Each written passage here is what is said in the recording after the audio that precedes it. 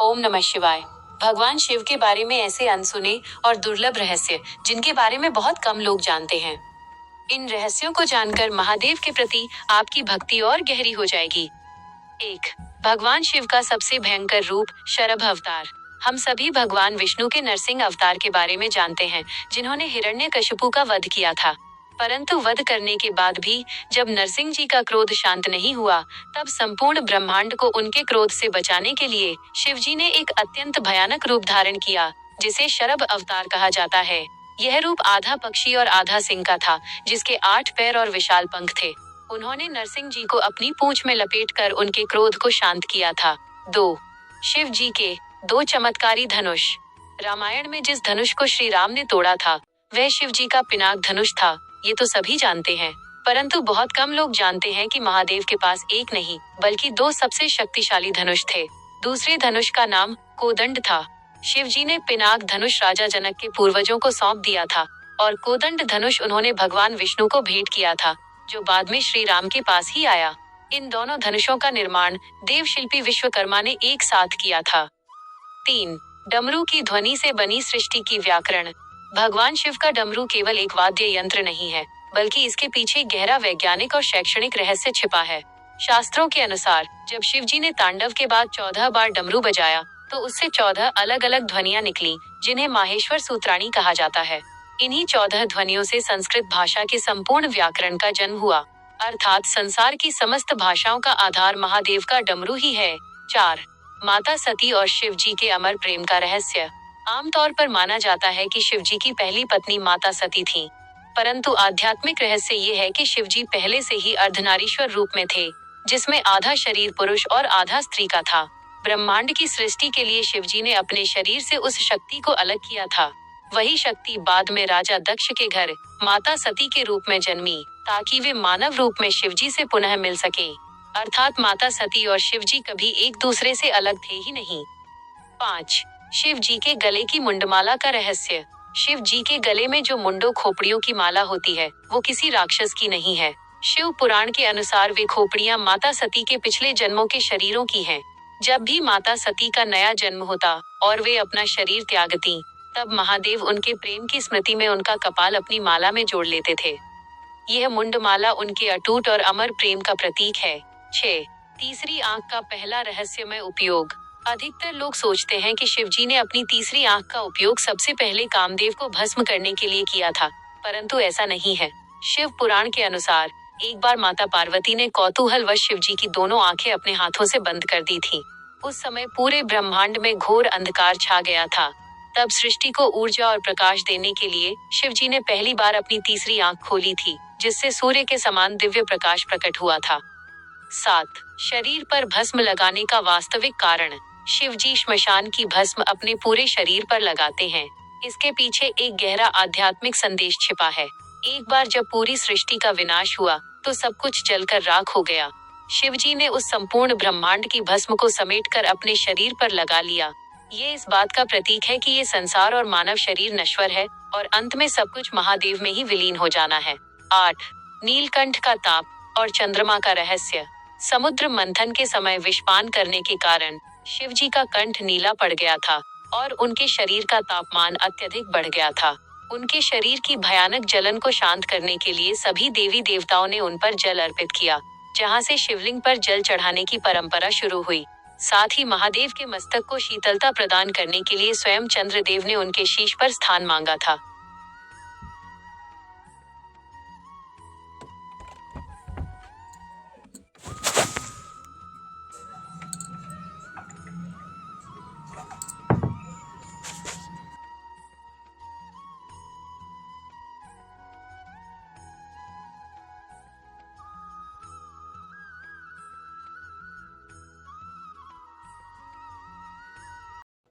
मधु divine stories में आप सभी का हृदय से स्वागत है।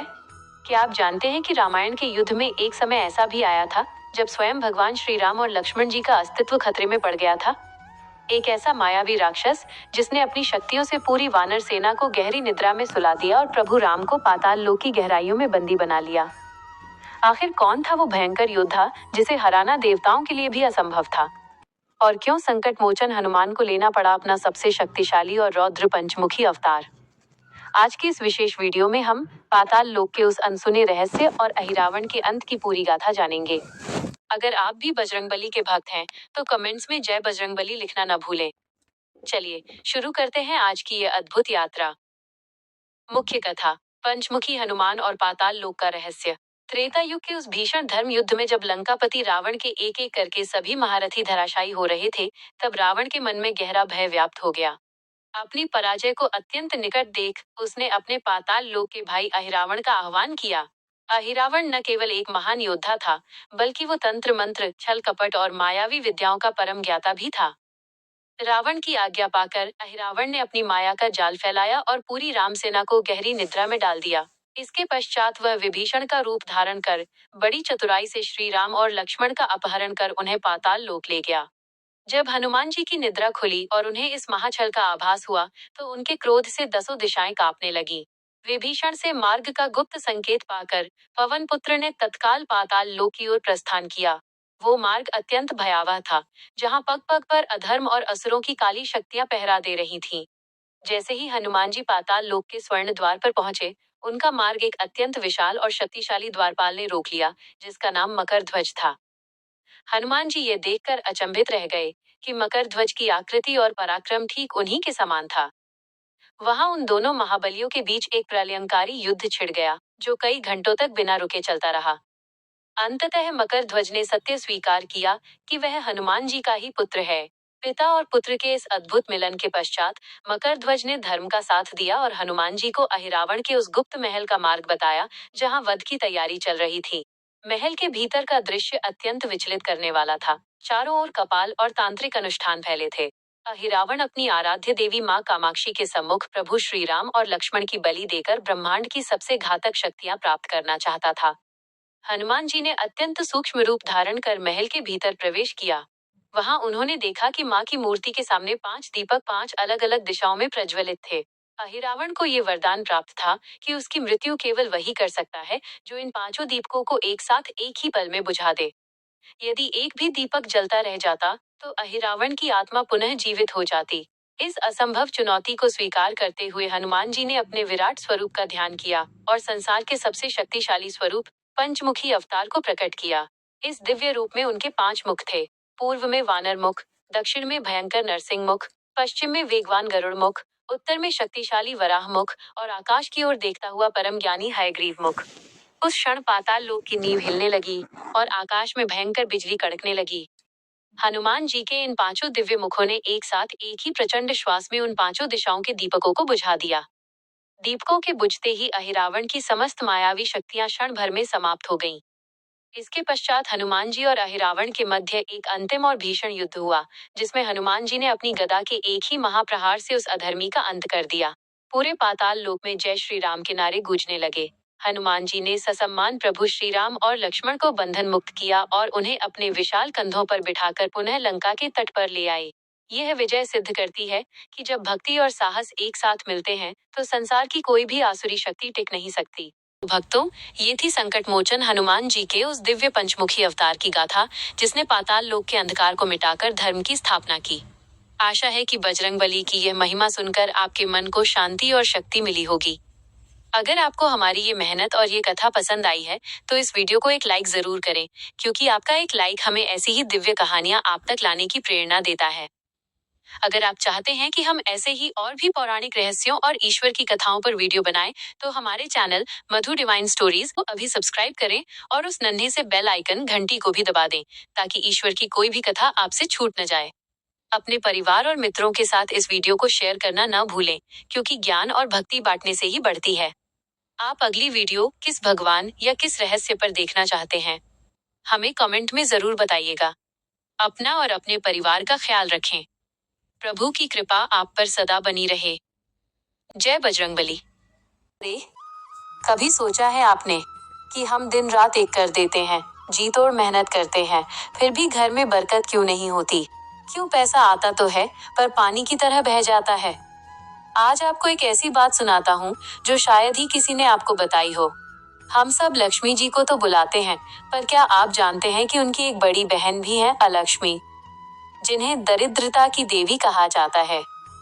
कथा कहती है कि जब समुद्र मंथन हुआ था ना, तो लक्ष्मी जी के निकलने से पहले समंदर की लहरों से एक बड़ी भयानक और उदास देवी प्रकट हुई थी।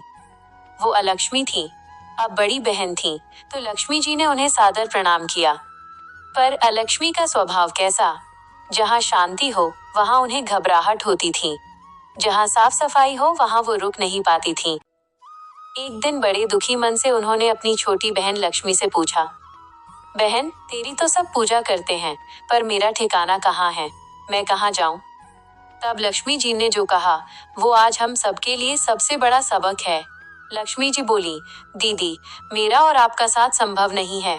जहाँ मैं रहूंगी वहाँ उजाला होगा, प्रेम होगा, और जहाँ आप रहेंगी वहाँ अंधेरा, कलह और आलस होगा। तो मेरे प्यारे भक्तों, अब अपने गिरेबान में झांक कर देखिए। क्या आपके घर में भी सूर्योदय के बाद तक लोग चादर तान कर सोए रहते हैं? क्या आपके घर की रसोई में रात के झूठे बर्तन अलक्ष्मी को दावत दे रहे हैं? क्या शाम के समय जब घर में दिया जलना चाहिए तब आपके घर में अंधेरा या चीखना चिल्लाना होता है? याद रखिएगा, अगर घर में कलेश है तो समझ लीजिए आपने खुद हाथ जोड़कर अलक्ष्मी को अंदर बुलाया है, और जहाँ बड़ी बहन बैठ गई वहाँ छोटी बहन लक्ष्मी कभी पैर नहीं रखेंगी। अगर चाहते हो कि घर में सुख शांति आए, तो इस शुक्रवार बस एक काम करना, अपने मन के मैल को धो डालना, घर की देहरी पर दीपक जलाना और कड़वे वचन त्याग देना। देखना, जैसे ही अंधेरा छंटेगा, अलक्ष्मी खुद ब खुद विदा हो जाएंगी और माँ लक्ष्मी का आपके घर में स्थायी वास होगा। बोलिए, महालक्ष्मी मात की जय। आशा है आपको आज की यह कथा पसंद आई होगी। ऐसी ही और भी प्रेरणादायक और रहस्यमयी कहानियां सुनने के लिए मधु डिवाइन स्टोरीज को सब्सक्राइब करना न भूलें। हम आपके लिए ऐसी ही अनसुनी कथाएं और कहानियां लेकर आते रहेंगे।